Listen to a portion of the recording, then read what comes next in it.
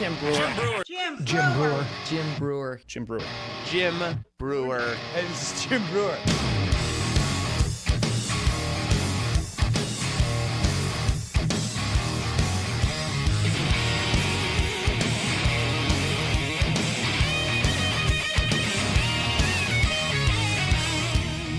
Wait. Check, here we go. We're doing this, the Breuniverse, Jim Breuer. Here we go. You can put him up even louder. He's back from Italy. Look at this guy. Yeah, no, I can hear you. He's looking good. You like? Dude. Wow. Love. It's still even temporary. They grow up so fast. I grew up so fast. I went away on a little trip, and the next thing you know, I come back, and I got like that thing, and there's plants. It's plants. You didn't think you see a plant, would you, Mike? No, dude. Margot's impressed. I got Buddha, little Buddha, right? Love I like it. the Buddha. I like the Buddha too. Love it. Got a little something going on here.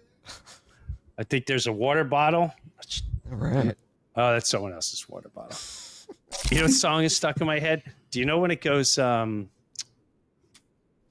is funny because my daughter, Kelsey, my daughter's listening to this. It goes, bam, bam, bam, bam, bam, bam, bam, bam. Oh, yeah. Bam, bam, bam, bam. All right. Now, the young generation, do you know what that originally is from? Yes. Can I say it? Okay. No, don't say it yet. Okay, Yeah, right. you can say it. Godzilla. What's it from? Exactly. Yeah.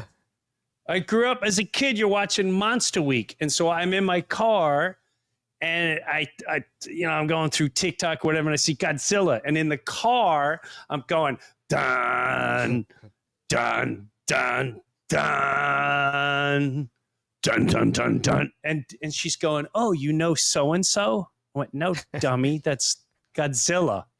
She's like, "What?" Like, it's Godzilla. It's the theme from Godzilla. It's not. He didn't create it. Mm-hmm. Your little guy you follow. He's not the creator of dun dun dun dun. It's Godzilla.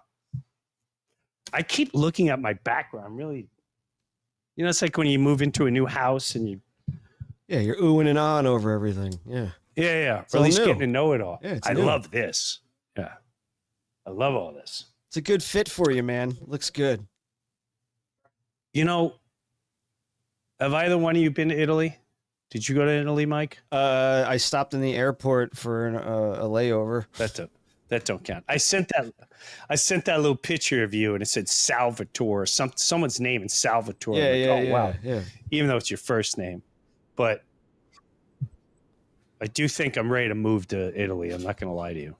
So tell us about what'd Italy. you do, man? Tell us about the food, your kids. How'd that go? Here's my take from Italy. Don't bring your children. That's I told my wife, she's like, let's make this a family trip. And I went, why don't we just go, and maybe if we want, we take another couple if we want. She's like, no, I think the kids will like it. Now, I know from the history of our traveling that it's only a matter of time before this kid or my wife demands something. Okay? This big trip turns into this. The kids, who I say kids, we're talking about young adults, a 23-year-old young adult and a 26-year-old adult. And the two adults are going, I don't want to walk 15 miles today and go see this church and that church and that church. We want to go here. And then that triggers my wife to be like, your father pays for the trip and just disrespectful, and you girls show no respect. And they're like, it's our vacation too. Oh, no, it's your vacation. And I gotta be like, listen. And I pull the wife aside. I'm like, listen, nobody. Do you want to hang out with them? Do you want to hang out with these two? I don't want to hang out with them. They're going to be drinking wine at noon, 1 o'clock. Let them get buzzed. Maybe they'll take a nap for 6 hours. And then me and you could go enjoy freedom and talk like a old time husband and wife to one another. Wouldn't that be exciting? Wouldn't that be nice? And we can, and then, yes, I'll look at the many pictures of every church has Jesus, and Oh, wow, look at that. Oh, it's built in 11. 11. Wow. Isn't that before Jesus or is that after Jesus? If the kids don't want to do that, then why are we doing it? Well, that turned into like little little snips start, like little sarcastic missiles. And then the first missile will hit. Well, that's because you did this as a child. And then the daughter fires back and hits my wife with, well, maybe if you didn't force that on us when we were growing up like we asked you to. And then, so you're dealing with 3 countries here. In this country, I was always funding it. I was always funding the wife country, right? But now I'm in a position where, you know what? I'm tired of being at war. Can't we just, why do I have to keep sending my troops to fight this battle? I don't want to be in this battle. I want to be Switzerland. I just want to hang out, and is that okay? And then, then this one, well then, yeah, you want to cut my funding? I'll show you what cutting funding is. So today we have the one and only America's psychiatrist, and I don't want to keep her hold on any longer, Dr. Carole Lieberman here. How you doing? I'm good, thank you. Where are you in from? You're in California? Yes, I'm a New Yorker transplanted to California. Yeah. So I know there's a lot to hit here. I'm fascinated by a lot of things that you do. So do I call you Carol? Do I tell you Dr. Carole Lieberman? I don't want to be disrespectful. So however you'd like to be called. Dr. Carole is good. Dr. Carole. Dr. Carole, out of the gate, you analyze, I saw something where you analyze public figures. Yes, no? Yes, I do. Much to the consternation of the American Psychiatric Association and the Goldwater Rule. That is where you're not supposed to analyze somebody if you haven't actually met them, analyze them in person. However, there are some people who are just too important to not analyze, like Joe Biden, for example. I guess this was my best example. I was telling people when he was in his basement running that he had, I called it encroaching dementia. And I mean, I was on a warpath. I was just trying to wake people up. And don't you see, this is encroaching dementia. And the way that I knew that right away was because one of the things I do is that I'm an expert witness. And so some of my cases have to do with competency. Like if kids are arguing about their parents' will or something, and one says, "Oh well, he wasn't he didn't know what he was doing when he signed it over to you," that kind of thing. So I saw it right away, and then it took what? And then they hid it for 4 years, and now we're just first talking about it. To be dead honest with you, Dr. Carole, which a lot of people will call me whatever, they'll use the word conspiracy theorist. I'm convinced that wasn't even Joe Biden. I don't know what that was, because you'd see all different. Once in a while he looked taller, once in a while he looked more pale, once in a while his head was a little further back, once in a while his ears were lower than it was in 2016. Whoever it was, I also, what blew me away more was, my dad had dementia. Mm-hmm. And they have a certain look once it starts happening. There's a certain deadness that goes, even the color of their eye slowly almost fades. Yeah. And whether it was a dummy or a guy in a mask or the real Joe Biden, it had all the characteristics that you're talking about. So when you think about it, like, you're convinced he definitely was getting dementia. Do you go further into, well, then what's really running the curtain and the entire show that's going on if he's clearly not able to sign things and yes, and he had the capability of sending a war or to tell me I need to get vaccinated? Yes, pretty outrageous.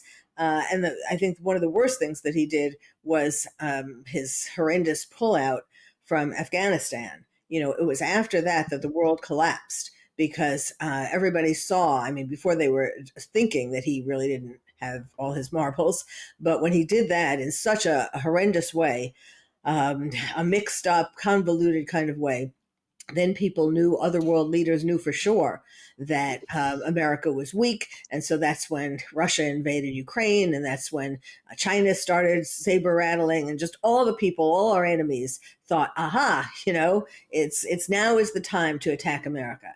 And they did that. Iran, of course. And so, yes, that history will look on that date as really one of the turning points of the world. What is the what do you have just off the beaten path? Did you analyze me? Well, I watched a number of your comedy specials and some of these podcasts. Like little clips here and there. Yeah.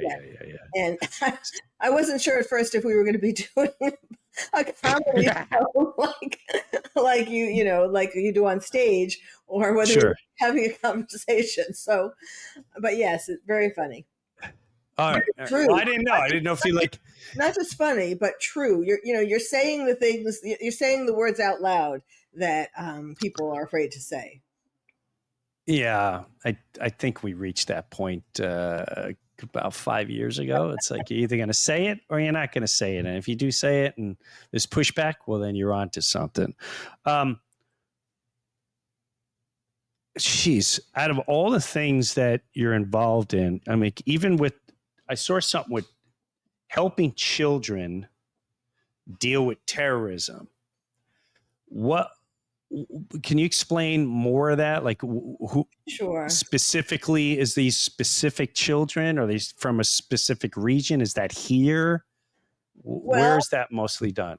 It all started on 9/11 because, as I mentioned, I was a born and bred New Yorker, and and even though on 9/11 I was already in California, but my heart is still in New York. And so I asked myself, terrorism is going to be the number one most important thing that's happening in our lives. And it is certainly being borne out to be that way. Europe is destroyed. You were talking about Italy. I noticed, today, I don't know if you were talking about that because they announced today that Italy is going to join the other countries like France and UK and so on, and go to a number 2 warning about terrorism. So telling people, if you travel to these countries, to be forewarned that you have to take more care of yourself, pay more attention than if it was just a 1 level or no level. So anyhow, which is very unfortunate. And of course, Americans don't really realize this because our media doesn't tell us about what's going on in Europe and other countries, of course. But anyhow, on 9/11, so I said to myself, what can I do as a psychiatrist, as an author, as a media person? How can I help? And that is when I decided to devote myself, a significant part of my work, to being what I call, and I trademarked it, the terrorist therapist. And I have been since then. I've been helping people cope with terrorism, if they or their friends or relatives were in an attack, or cope with the ongoing threat of terrorism. So I've helped people in America, of course, started with America, then London, Manchester, Paris, and now I'm working with people in Israel by Zoom. And so I've written 2 books on terrorism. The one that you were, I think, referring to, one was Coping with Terrorism, and then my later one was called Lions and Tigers and Terrorists. Yeah. How to Protect Your Child in a Time of Terror. And the reason why, Coping with Terrorism really looked at everybody and their relationship to terrorism, how it's going to be affecting them. But then I thought the most important group is children. And parents, parents feel awkward. It's like I call it the birds and the bees talk for the 21st century. Because parents feel really awkward talking about it, but it's a fact of life that kids need to know about. So, the first half of the book is for grown-ups, how to talk to kids about terrorism and that kind of thing, how to notice when your kids are having problems related to what they're realizing is happening in the world. And then the other half is a picture book for kids, on like shows a bully in the playground, for example. So I say terrorists are like the bully in the playground. They want you to do what they want you to do, and they threaten you, and blah blah blah.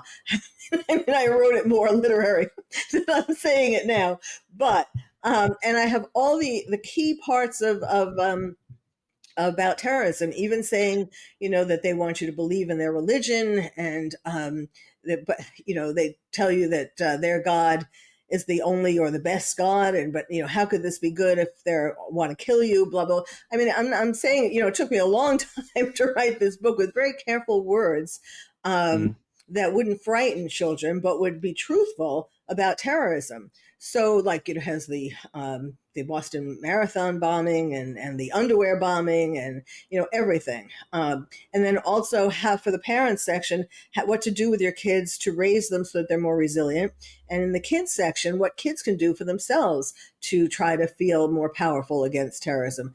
But this is Americans have their head in the sand. But this is, there are terrorist cells in America, of course, with the borders, crossing the borders and all of that, brought in from Afghanistan. And we're sitting on a powder keg. Well, I also think most terrorism comes from media. Like for me, terrorism, yes, of course, there's terrorists.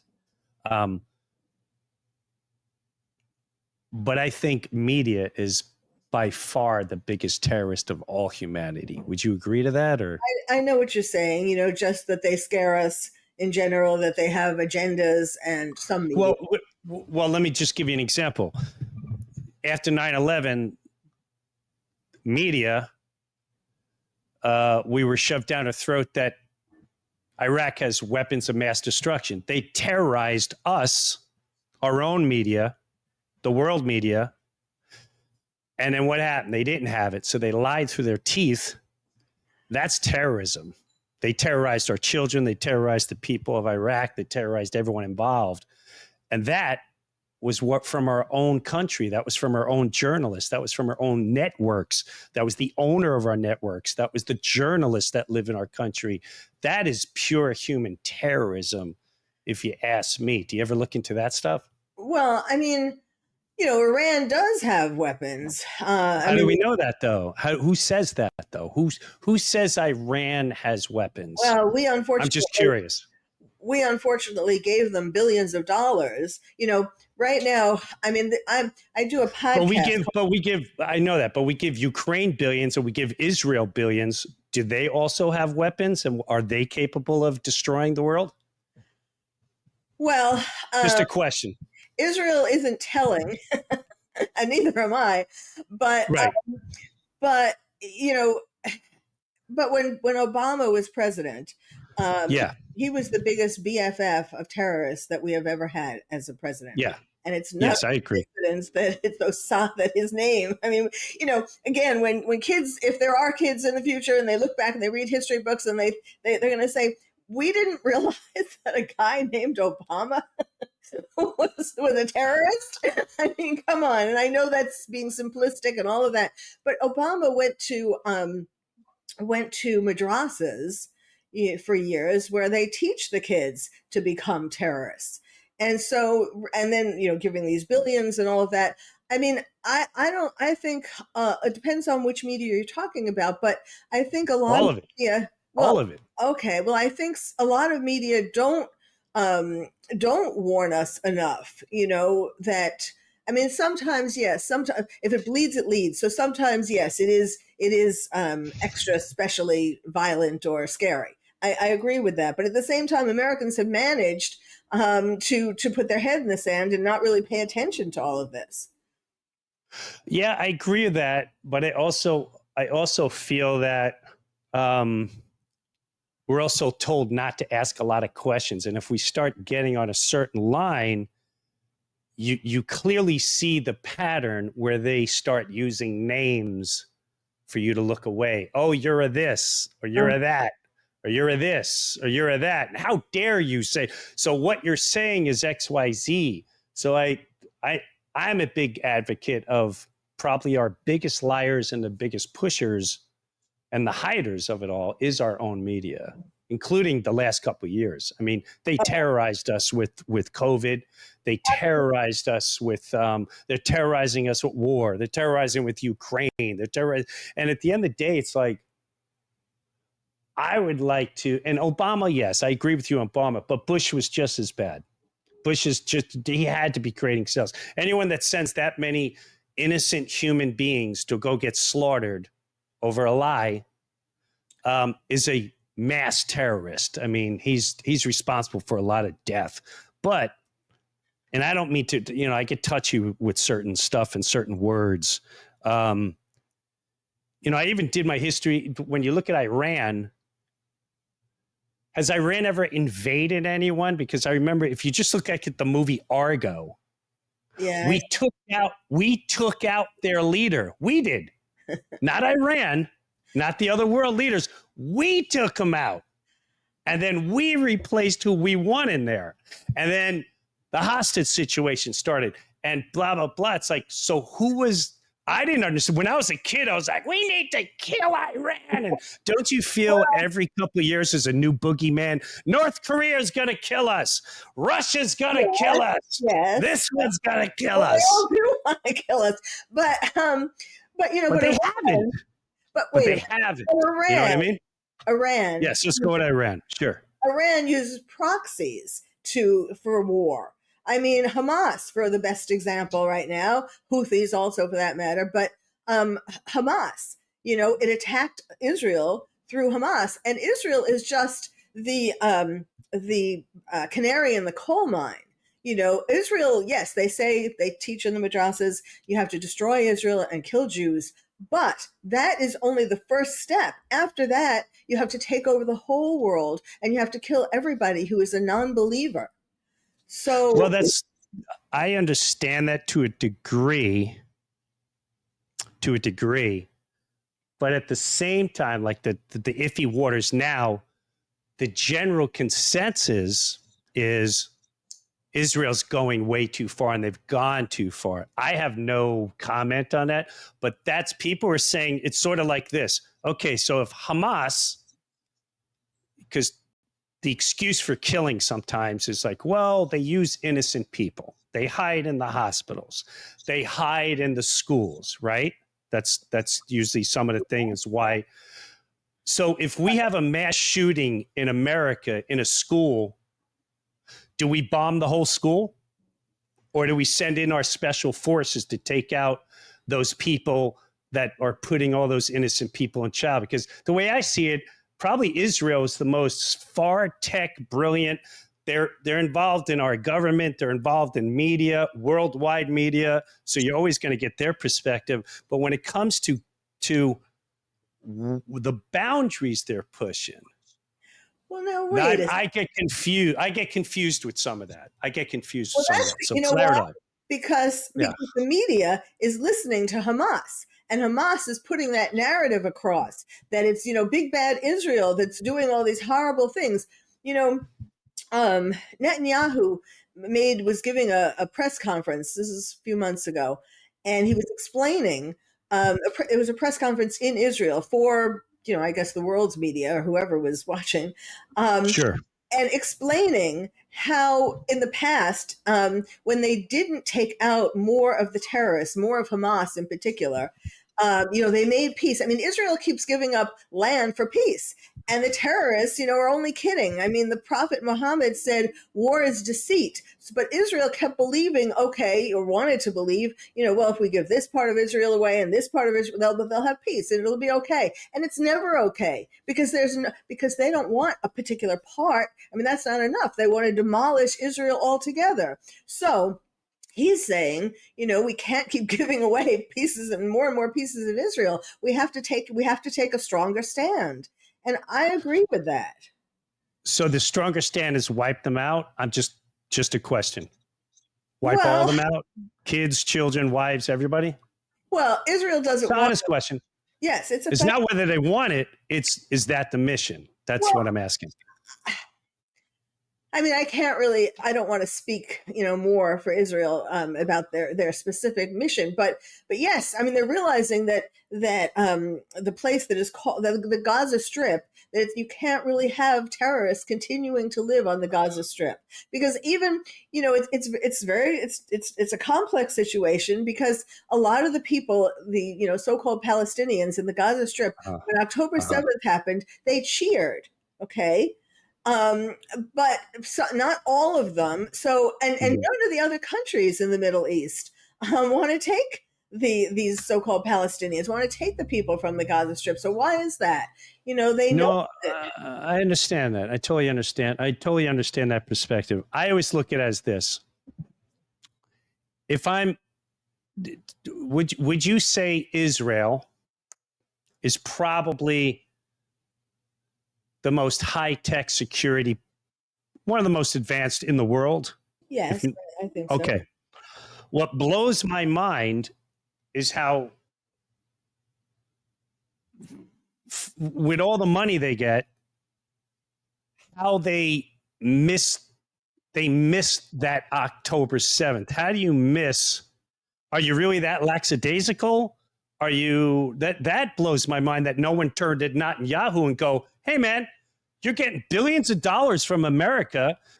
Everyone's got your back. How did you manage to have a couple guys flying over in a parachute and it took this much time for backup to come and take care of this? That blows my mind. I'm not excusing those animals, savage beasts that did it, but no one questions that. And then after that, it's like, you got to get, I always look at, listen, if there's no such thing as Israel and Palestine, if this guy comes and he shoots up my house and kills him and destroys him, do I get to destroy the whole neighborhood now? That's, I think, where everyone's head is at. It's not so much about you know what I mean? Neighborhood. I get it, but the whole neighborhood, is really, for the most part, they are Hamas sympathizers, if not Hamas individuals. And Hamas, Hamas got voted. They voted Hamas in. Granted that they didn't know, and there are some now who are turning against Hamas. Thank goodness. Yeah. But it's not as, it's they put out the information, the phony information, that Israel is trying to stop resources from coming in, food and all that kind of stuff, and they're not. It's Hamas who is stopping the trains, the caravans, of goodies, of help, of supplies, and they're taking it for themselves. The leaders are taking it for themselves. So it's really a very, I did, as part of what I do as the terrorist therapist, I started doing this 4 years ago. I created a music video that you can watch on my terroristtherapist.com website, all about 9/11, why we need to continue to acknowledge 9/11, honor 9/11, honor the people who died and the first responders and all of that. And I put it on mobile billboards, trucks going around New York and Washington, D.C. And this past year, I also did one for October 7th, and I went around Los Angeles with that. And what I did in there wasn't just, the first 3 years, it was like, warm and fuzzy, why we have to honor 9/11, honor what happened on 9/11. But last year, I made it much more of a warning, that it's not just about being warm and fuzzy. It's about waking up to the fact that terrorists want to kill us. And people do need to wake up to that. Do you think when it comes to 9/11, you're convinced that it was jihad terrorists that hijacked planes? Yes. 100%. Well, I mean, the only thing that bugs me, that kind of gnaws at me for that, like, could it be, our government, especially with the things that our government has been doing, like with COVID and all that. But the thing that gnaws at me is the video of Bush in the classroom. I'm sure you've seen that, right? 1,000 times, and many other people have seen it too. Yes, and he did look very strange for someone whose country was just attacked. He seemed rather relaxed, shall we say. That is. What did you hear?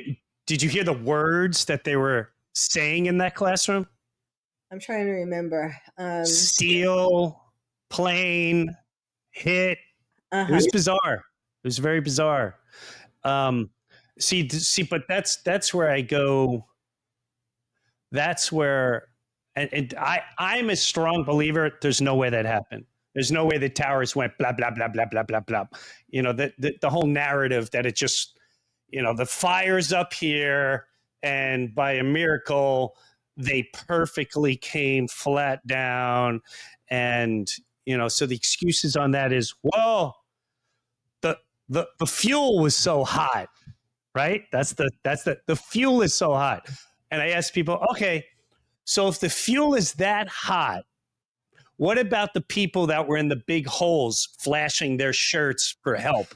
They're not melting, but it melted the whole building to go completely down. To me, that's one of the dumbest, most ridiculous stories. And I hate saying that because I don't want to insult anyone, but you talk about waking up, it's time to wake up.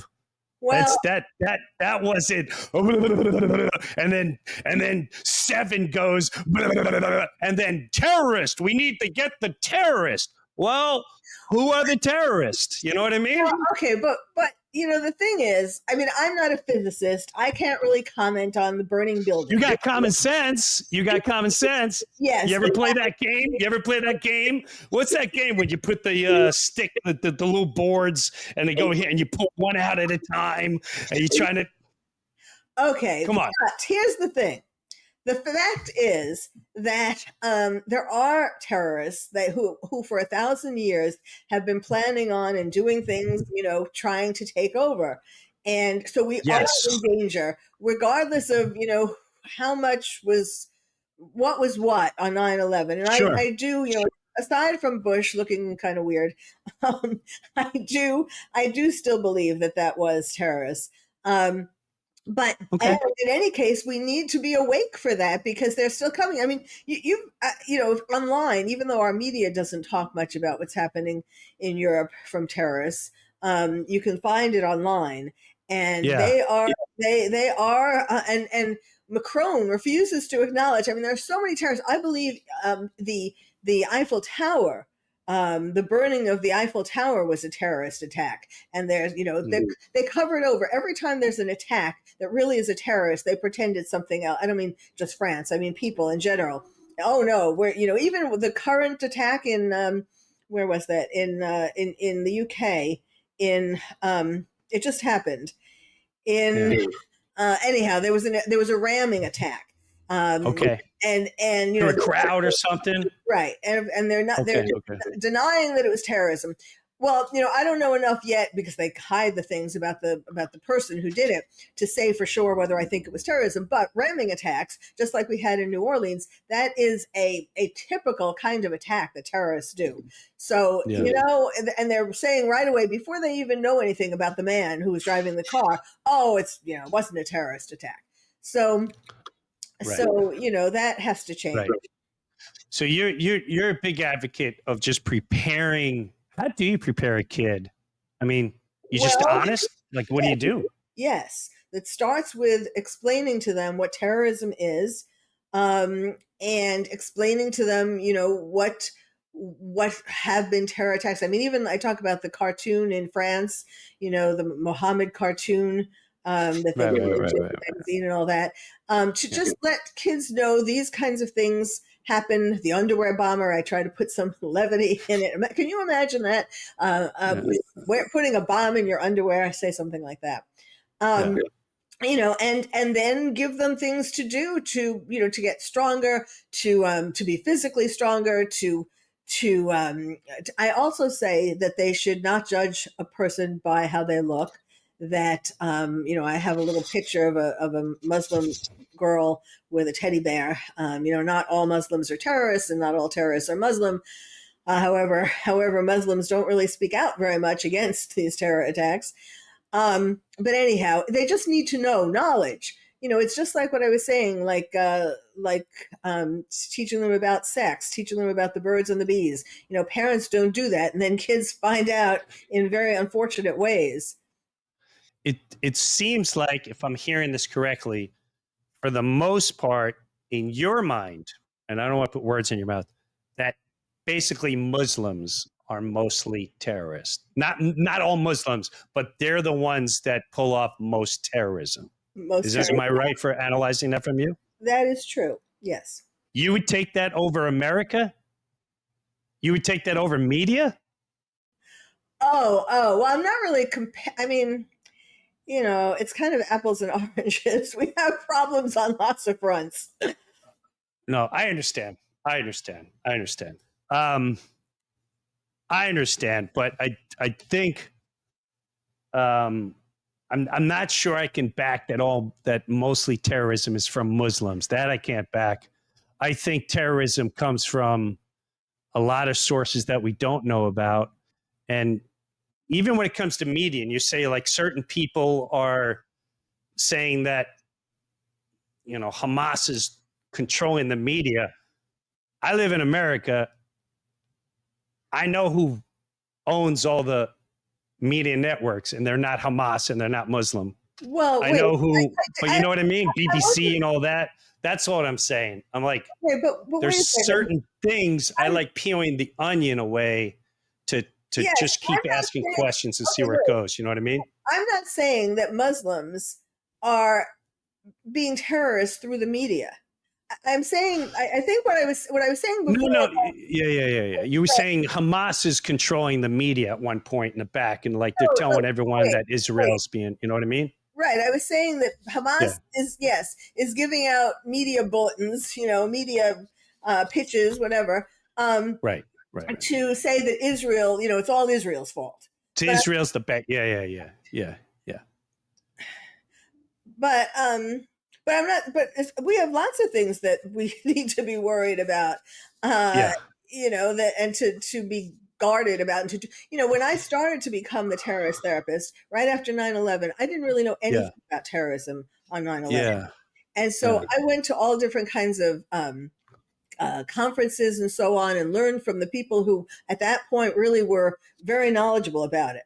And they had said back at 9/11, they said the terrorists, how they were going to be taking us over wasn't necessarily by more 9/11s. Not that there wouldn't be more, attacks, but but it was through getting into politics, through getting into education, through getting into media. I'm not saying that they're owning the, but although the BBC is kind of questionable, but it's through gradually. They're not in any rush. It's through gradually getting into all these different parts of our society. And the goal is to take over and to enact Sharia law. I mean, they're in Texas. They built a community. They're taking over this land that they are basically making an Islamic little country within Texas. So I think and it's a good thing that Trump is tough on terror, and it's a good thing that he is our president, and I feel better that we you feel safer. Yes. And better. Yeah. Which is a good thing. So on the other note, are you currently working on another book? Because you got many books that people should look into. You got The Lions, Targets, the Terrorists, which is the one that I was mentioning before. Are you currently working on another book? What are you currently working on? I'm currently working on. I created a diagnosis, like a serious diagnostic criteria for Trump Derangement Syndrome. Oh, good luck with that. And I am proposing it to the American Psychiatric Association. That's very interesting. In the diagnostic, the DSM, the Diagnostic and Statistical Manual. Yes. It used to be, when he was president before, we used to talk about, Trump Derangement Syndrome, and I used to even do interviews about it, ha, ha, ha. But it is not ha, ha, ha anymore. It is serious, deadly stuff. So it's time that Yeah. it gets incorporated into the DSM. Now I know that this is an uphill battle. I'm not that naive. I used to be very involved with the American Psychiatric Association before they went woke, and so Who do you think the Trump? I'm with you on the that Trump. And what I want everyone to realize is it's not so much, hey, you should love Donald Trump, hey, you should support him. It's you're willing to turn a blind eye as long as you hate. It's I've never seen it. It's like, here's a ball and this is Trump. And over here, it's like, hey, you better get vaxxed or your life is... well, he's not Trump. Trump is... They had this brilliance to just turn and look at the big orange light with anything. Hey, the border, we have kids being trafficked. Donald Trump. But let me ask you this. Who created that? who created that? The terrorist. The media terrorist. Okay, I'll go along with you on that. Yes, the media has been a big proponent of this. So who do you believe anymore? They're all liars. Nobody believes anyone anymore because they see what they're capable. They see that you're able to, in my opinion, media is able to control who you hate, who you kill, who you judge, who you want to go after, who you should send your boy to get sacrificed for, who you should not love. I say you and we change direction, okay? And we're going to start a new organization called Learn to Love. No matter what, we're going to learn to love. We're going to learn to understand. We're going to drop all the midness and we're all going to start walking together. But I have to wrap this up. I got to tell you what, I back you with the Trump. I don't know how you're going to do it. You got a long road ahead of you. You're going to need a lot of funding for that one, Dr. Carole. But that's a tough one. I've given up. I'm like, I can't help anyone. The way I look at it too, Dr. Carole, I see it as soldiers that were wounded in battle. And what I mean by that is, I believe we're all in the middle of a psychological war, however you want to call it. Yeah. And it started a while ago. And everyone that got caught in that psychological war that fell to the side, how me and you would say fell to the side.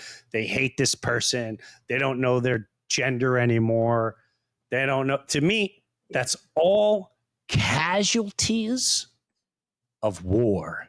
And how do we treat casualties of war? And somehow we got to nurture them, even if they're still like, but I need my 8th shot. Of course you need your 8th shot. It's okay. Everything's going to be beautiful. Everything's okay. Donald Trump is, I know he's a bad guy, but let's talk about the good things.